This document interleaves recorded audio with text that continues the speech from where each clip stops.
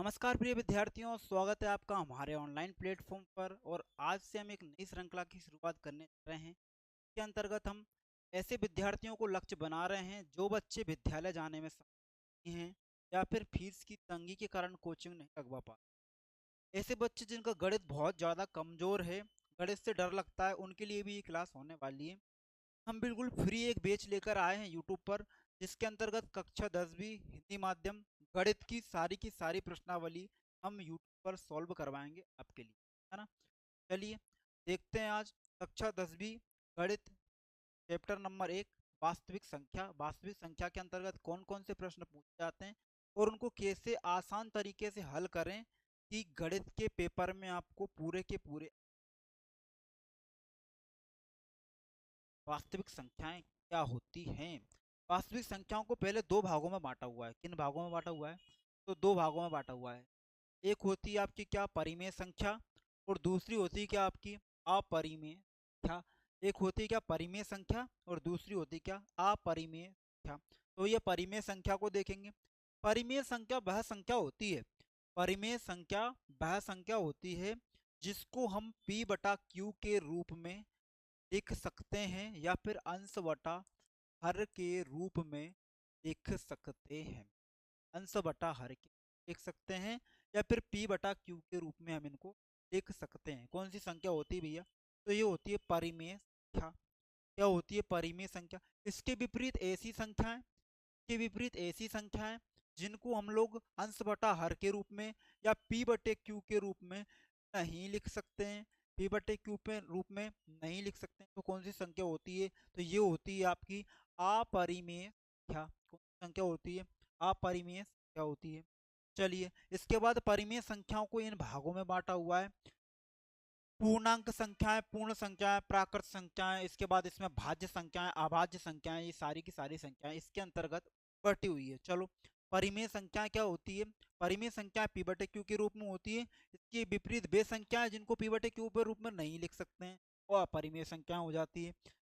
पूर्ण संख्या, पूर्णांक संख्या, प्राकृत संख्या, भाज्य संख्या, अभाज्य संख्या, ये सारी संख्याएं भी इसके अंतर्गत आती है। चलो पूर्णांक संख्याएं क्या होती है? ऐसी संख्याएं जो माइनस से शुरू होगी, ऋणात्मक से शुरू होगी, शून्य पर जाएगी और पुनः धनात्मक की ओर बढ़ेगी।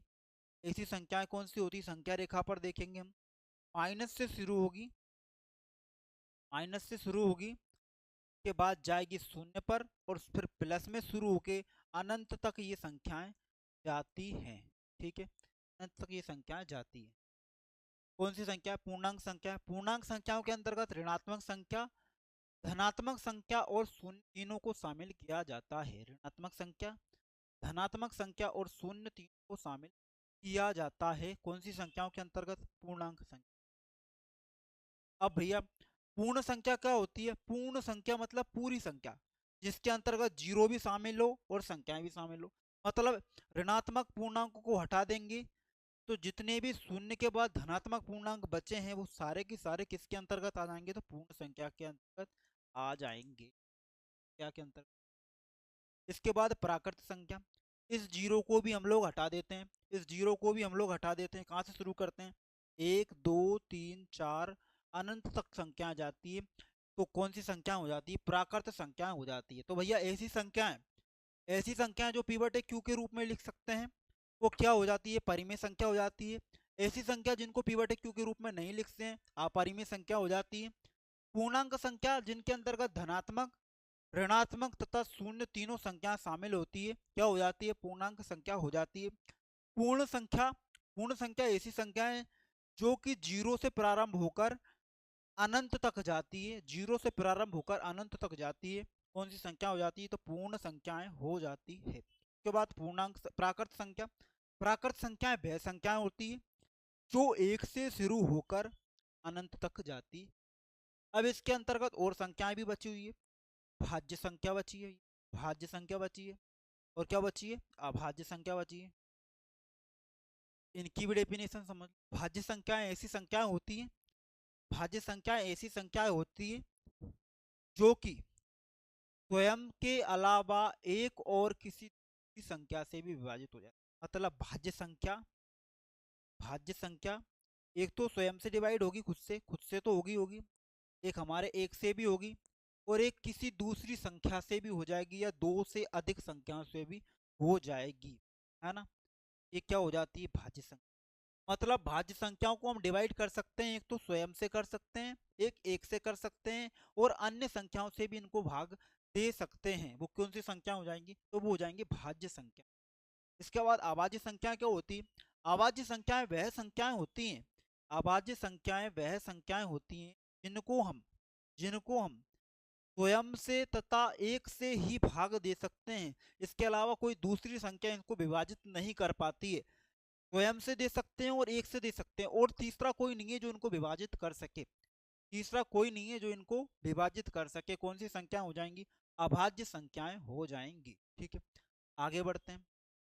संख्याओं के बारे में समझा हमने। अब क्या बोला, यूक्लिड विभाजन की प्रमेय। ठीक है, गणित में यूक्लिड विभाजन की प्रमेय एक ऐसी प्रमेय होती है जिसके द्वारा हम किसी दो संख्याओं का किन्हीं दो संख्याओं का किन्हीं दो संख्याओं का H C F highest common factor, या बोल सकते हैं इसको महत्तम समापवर्तक, महत्तम समापवर्तक, ये हम ज्ञात कर सकते हैं किसके द्वारा, तो ये यूक्लिड विभाजन की प्रमेय के द्वारा।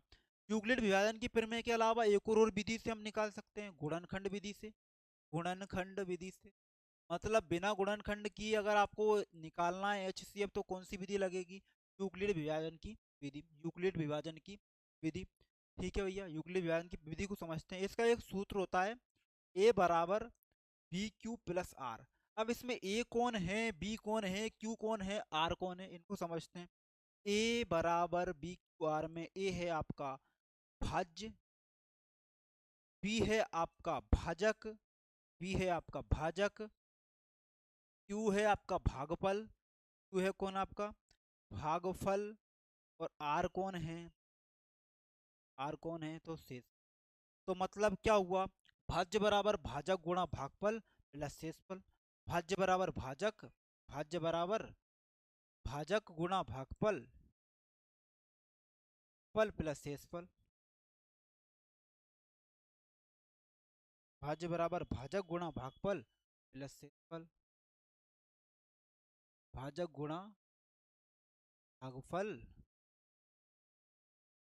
ये हो गया भैया, इस सूत्र का मतलब समझ लिया हमने।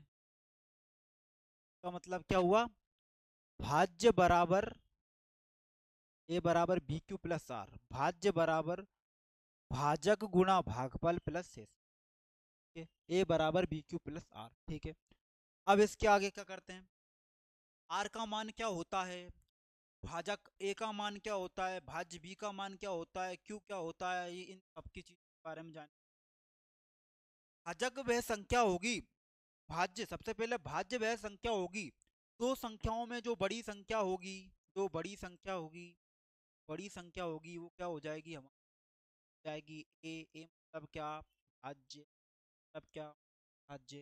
उसके बाद छोटी संख्या, छोटी संख्या, छोटी संख्या क्या होती है आपकी, तो छोटी संख्या क्या हो जाएगी आपकी, ये हो जाएगी बी, बी बराबर कौन हो जाएगा, भाजक, जो क्या करेगा, विभाजित करेगा, बड़ी संख्या को छोटी संख्या से क्या करेंगे, विभाजित करेंगे। अब भागफल क्या आएगा, भागफल आएगा क्यू, क्यू बराबर क्या आएगा, भागफल, भागफल, भागफल क्या होगा, छोटी संख्या का जितनी बार हम भाग देंगे किसमें, बड़ी संख्या, क्या हो जाएगा, भागफल।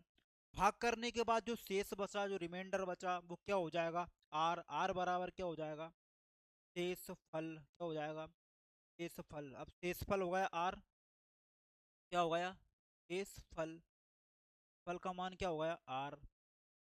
अब आर का मान कितना कर दें कि एचसीएफ आ जाए, तो आर का मान क्या बनाना पड़ेगी हमको, जीरो। आर का मान क्या बनाना पड़ेगी हमको, जीरो। जब तक आर जीरो नहीं होगा, जब तक आर जीरो नहीं होगा, तब तक हम एचसीएफ ज्ञात नहीं कर सकते हैं।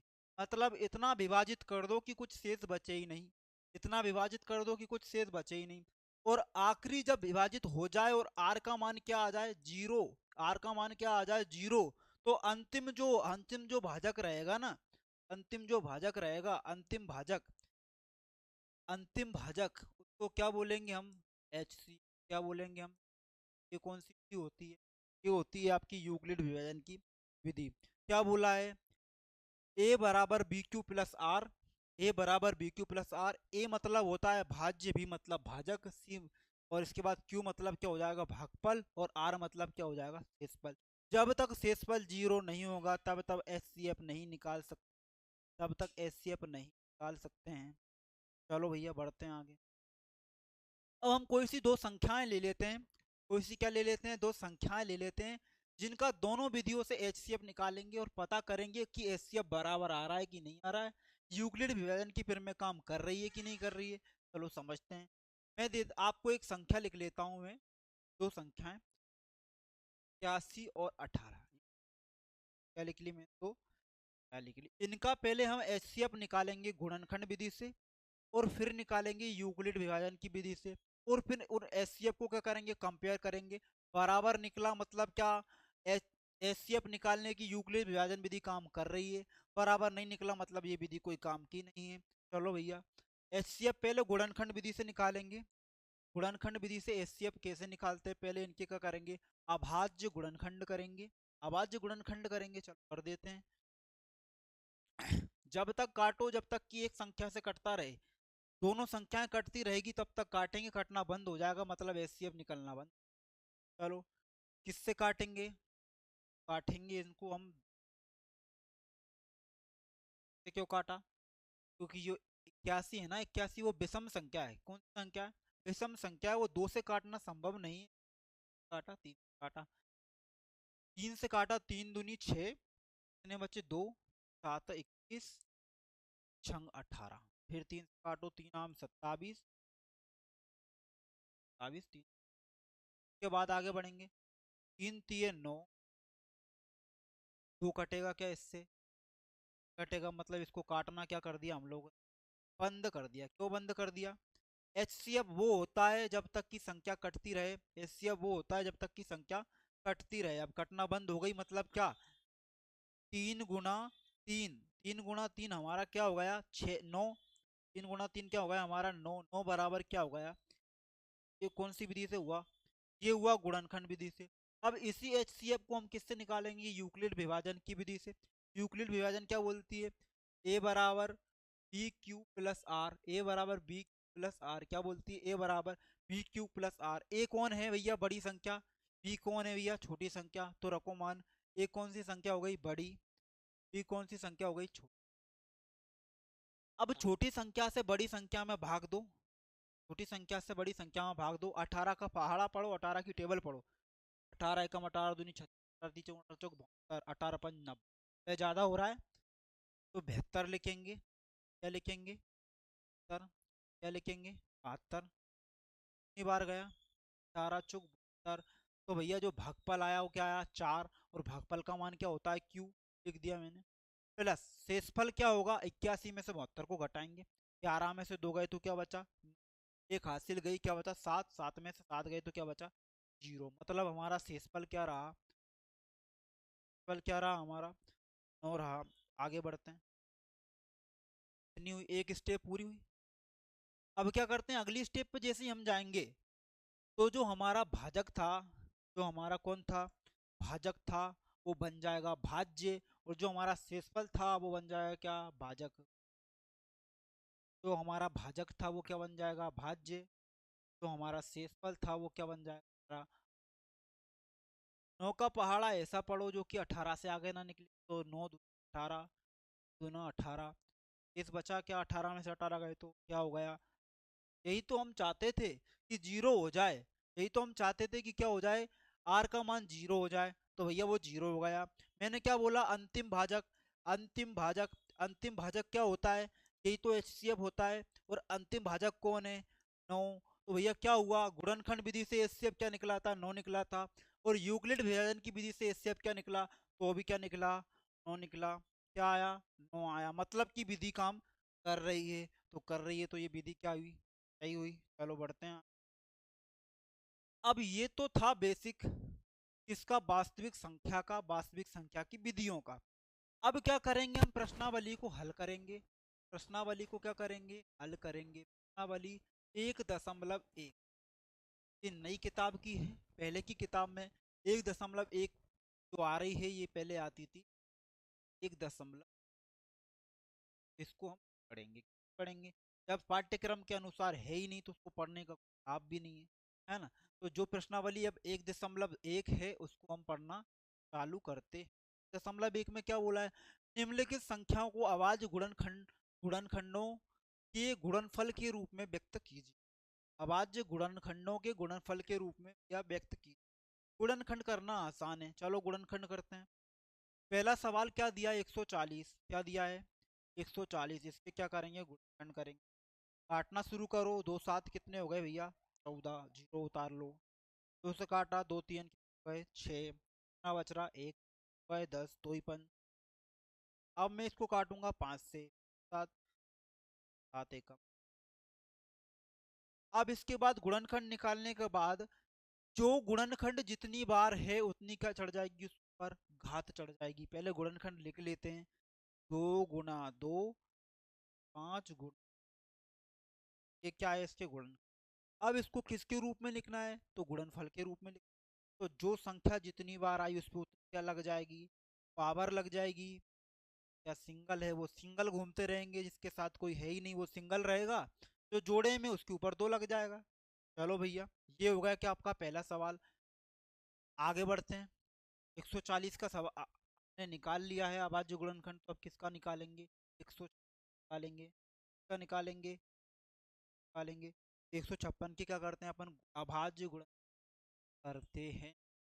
और की क्या अभाज्य गुणनखंड करते हैं। तो भैया देखो काटना शुरू करो, 2 से काटा 2 7 कितने हो गए 14, 2 7 कितने हो गए 14, कितना बचा एक, एक इसके साथ जुड़ा क्या होगा ये 16, 2 8 कितने हो गए भैया 16 हो गए, 2 8 कितने हो गए 16 हो गए। उसके बाद फिर 2 से काटेंगे तो 2 तिया कितने हो गए 6, कितना बचा एक बचा तो ये क्या हो गए 18, तो दो नाम कितने हो गए 18।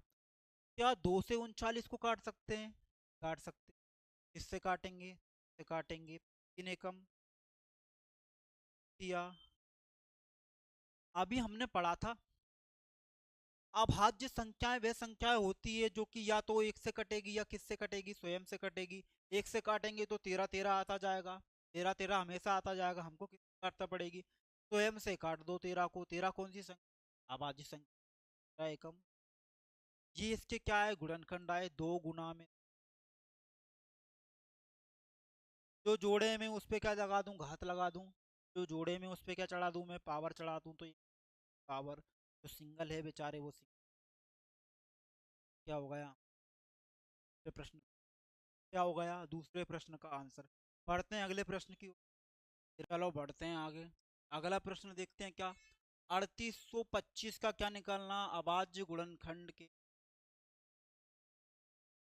चलो करो क्या होगा 3825 को लिखेंगे हम, तो लिखेंगे 3825 को लिखेंगे, 25 को लिख दो 3825 क्या करने हैं हम गुणनखंड करने करने गुणनखंड करने अभाज्य गुणन करने हैं। काटो, 2 से नहीं काटूंगा, क्यों नहीं काटूंगा कि विषम संख्या जुड़ी है पीछे, 5 से काटेंगे विषम संख्या 3 कम 6, बचा कितना 2, तो कितने हो गए 22, साथ ही एक बच रहा है थी 5 फिर काटो 3 चौक 12, सुना 6 एक बचा थी 15। अब 3 से नहीं कटेगा, 4 2 6 5 काट दो, 5 8 40 बचे 2 कम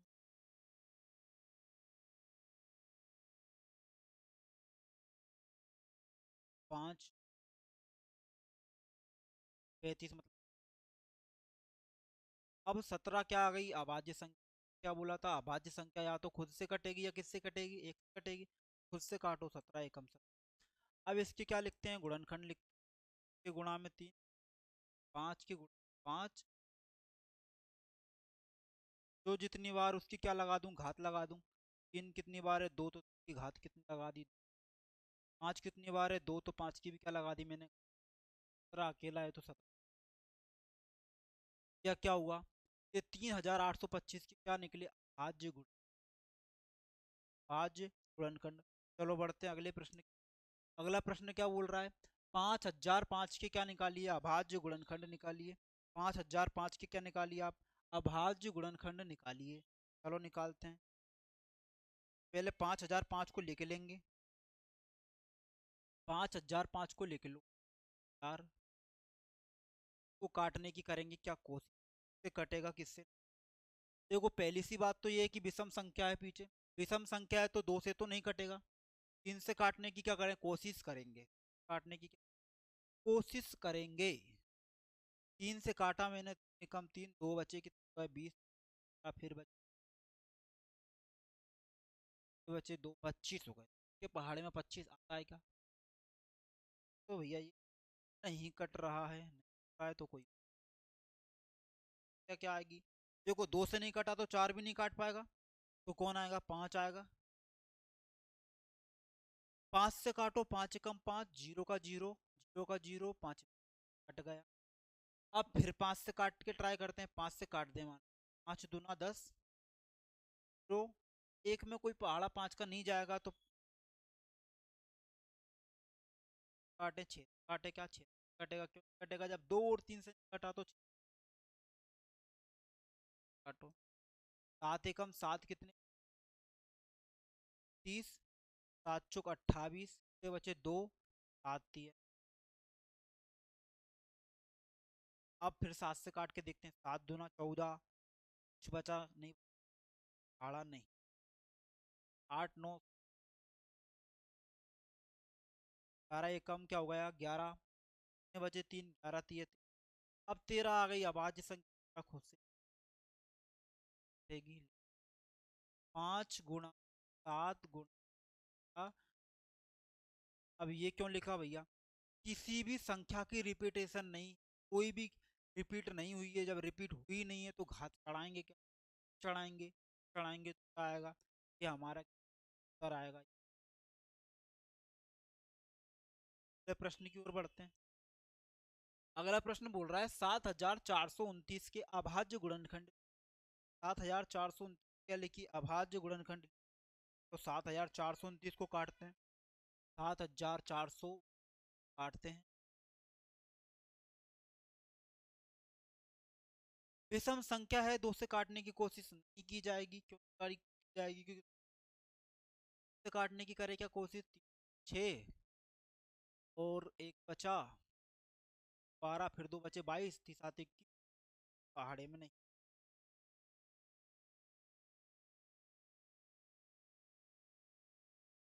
पाँच से काट, पहाड़े में कभी भी नो, सात आठ नौ 10 किसी से। ये कटेगा डायरेक्टली 17 से, किस कटेगा डायरेक्टली 17, आपने क्यों, 17 से इसलिए कट जाएगा ना, तो ये दो से कट रहा है ना, ये पाँच से कट रहा है। दो के ही क्या होंगे, गुणज होंगे, तीन के ही क्या गुणज होंगे, पांच के क्या गुणज होंगे, इनके अलावा क्या बच रहा, अभाज्य संख्या बच रही है, अभाज्य संख्या, अभाज्य संख्या कौन सी बच रही है, सात बच रही है, सात से काट के देख, सात एकम सात बचा, तो सात चंग 42, से भी नहीं, आठ से भी नहीं कटेगा, नौ से, 11 से काट के देखो, 11 एकम 11, 11 एकम क्या हो गया 11, 11 छः 66 कर दो,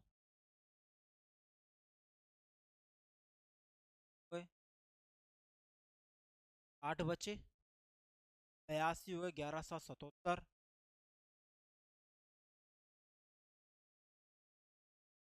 पाँच बचे 59, 11 से भी,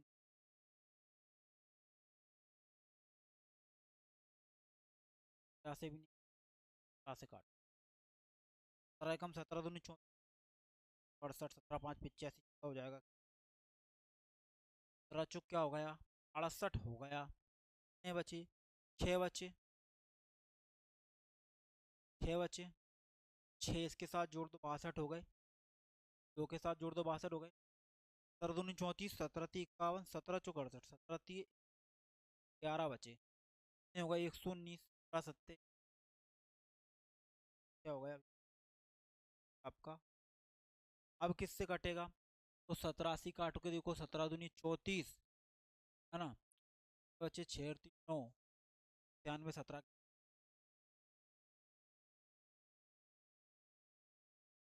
काट दो इसको, 18 19 से काट के देखते हैं, ये दुनिया 38 19 30 57 ज़्यादा हो जाएगा। हाँ 38, ये 5 57 हो गए, इस 57 23 एक अभाज्य संख्या है 23। तो गुणनखंड क्या है, 17 गुणा में ये क्या हुए, इसके अभाज्य गुण क्या होगा सर। तो पहले प्रश्न के हमने 5 प्रश्न देखे जिनके क्या बोला है, अभाज्य गुणनखंड ज्ञात की। अभाज्य गुणनखंड सभी के सभी कर दिए हैं। आगे बढ़ते हैं, क्या बोला है दूसरा प्रश्न, पूर्णांकों में निम्नलिखित युग्मों के एचसीएफ और एलसीएम ज्ञात कीजिए तथा जांच कीजिए कि संख्याओं का गुणनफल एलसीएम और एचसीएफ के बराबर है। क्या क्या ज्ञात करना है, सबसे पहले तो एलसीएम को ज्ञात करना है, फिर एचसीएफ को ज्ञात करना है और जांच करनी है कि एलसीएम एचसीएफ के बराबर है या नहीं है। एलसीएम एचसीएफ के बराबर है या नहीं।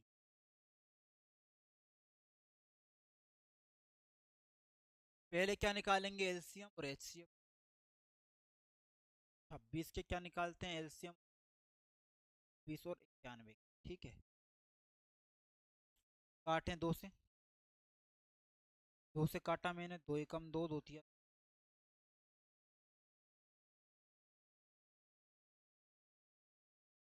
फिर काटेंगे 13 से, क्यों कि 13 आ गई अभाज्य संख्या और अभाज्य संख्या खुद से कट, उससे तो कटेगी नहीं।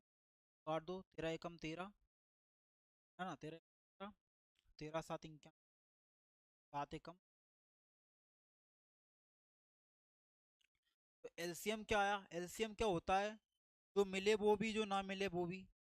तो 2 गुणित 13 गुणित 7 क्या है इसके भाज्य,